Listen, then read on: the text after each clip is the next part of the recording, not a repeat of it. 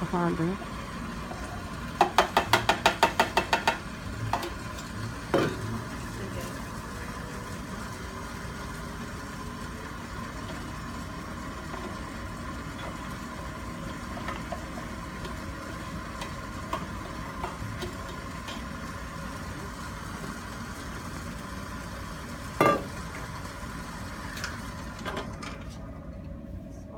The harder it actually is to mix in here.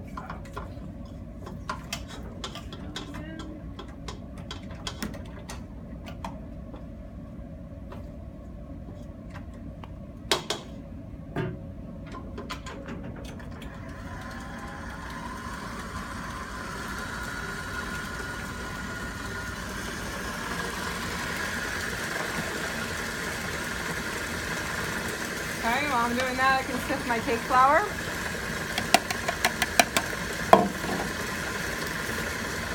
So when something calls for it to be sifted, it's really sifted twice. So you sift it once, and then I'm going to sift it again when I go to fold it in. So it technically is twice. It's good to do it on parchment. Fold it up. And then that'll make it easier for me to pour it in after.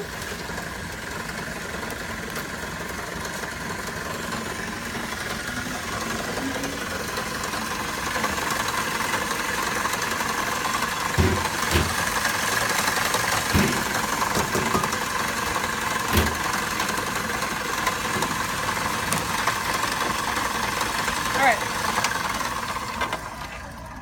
I'm looking for a nice emulsification. Am I emulsified? Huh? No. Why? Because it looks what? It looks like cheesy. It's not smooth, right? Let me scrape the bottom again.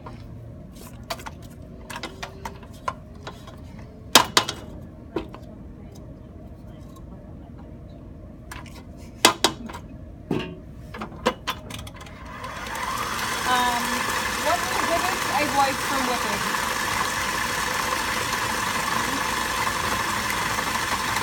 What inhibits egg whites from whipping? When you're trying to whip egg whites, like in a meringue, common meringue, what prevents it from whipping? What one ingredient? Fat. That's fine. So it could be the fat in the egg yolk. If egg yolk is mixed in, it could be the fat in the mixing bowl. Someone can clean it properly.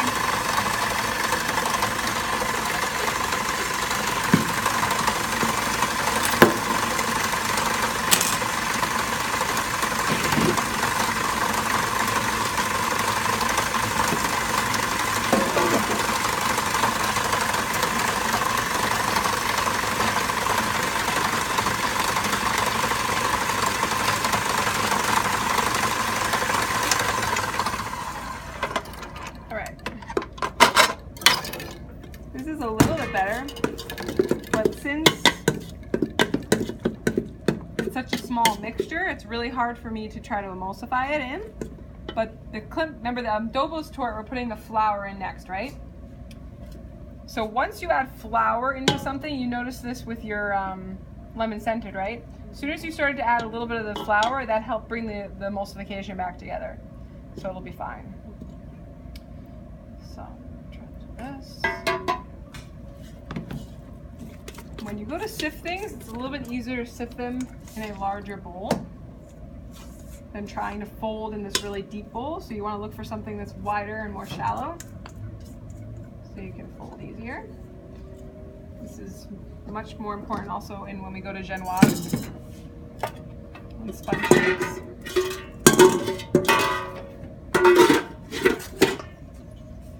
Okay, so adobos, fold in the flour first, and then the meringue is going to go in second, right? So while I do that, I can start my egg whites. At what stage should I add my sugar? Good, yeah, I lean more towards soft peak than frothy, but everybody has their thing. Other chefs add the sugar in the very beginning and mix it all the way. I've always found that maybe because I worked in kitchens where the sugar was dirty or whatever, or time, it goes quicker to me that if you whip this to soft peak and add your sugar in versus adding everything in the waiting. What's up? Why do you have warmed it before? I thought you already opened it. Oh, I thought you opened it. Yeah, okay.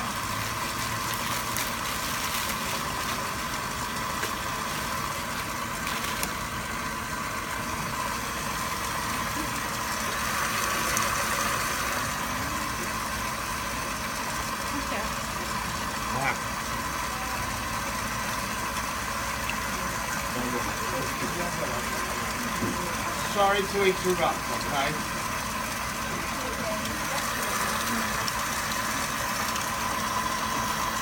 I know it's so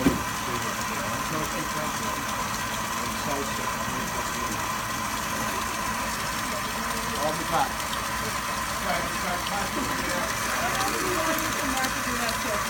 I love you, but just don't come back. If you're that sick. I'll give you some tea. Oh, that's what you were doing? Okay. Okay. So I'm mixing the flour in stages.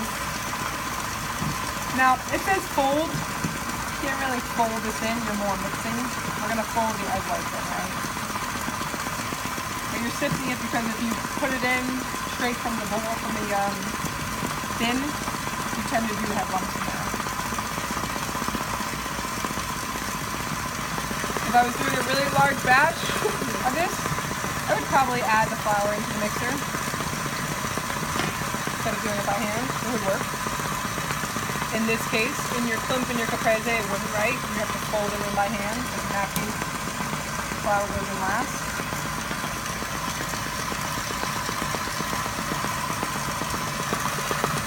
I forgot my pinch of salt. Pinch of salt and the egg whites.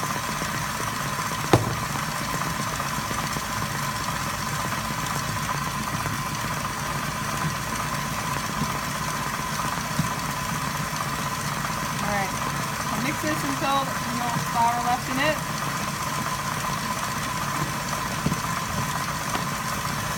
I'm at about soft heat. I can add my sugar a little at a time.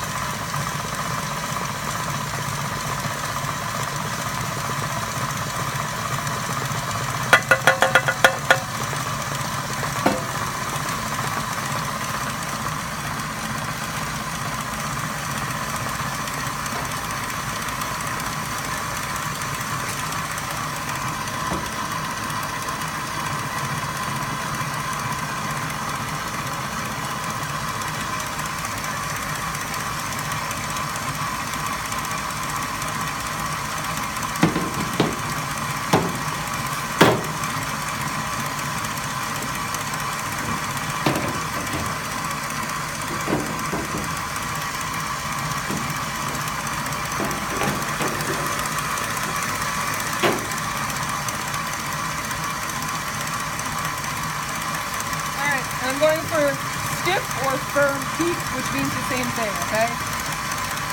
You can stand up really tall.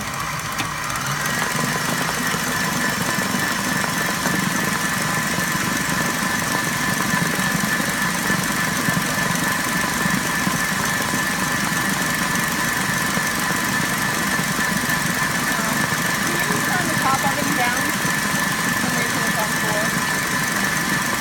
Can't we? 350, please.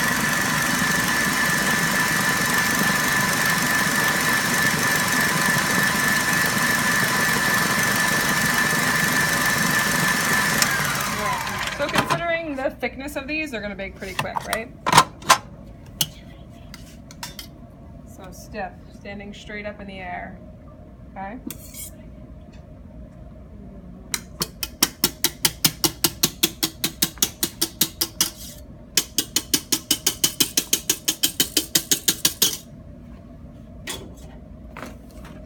And now we fold. So the first third of this, call it the sacrificial one. You're making a liaison between something really, really thick, right, and really, really light. So the first third you add of it, you're sacrificing it. You don't care that you're gonna break it down because this is so thick, you have to lighten this up.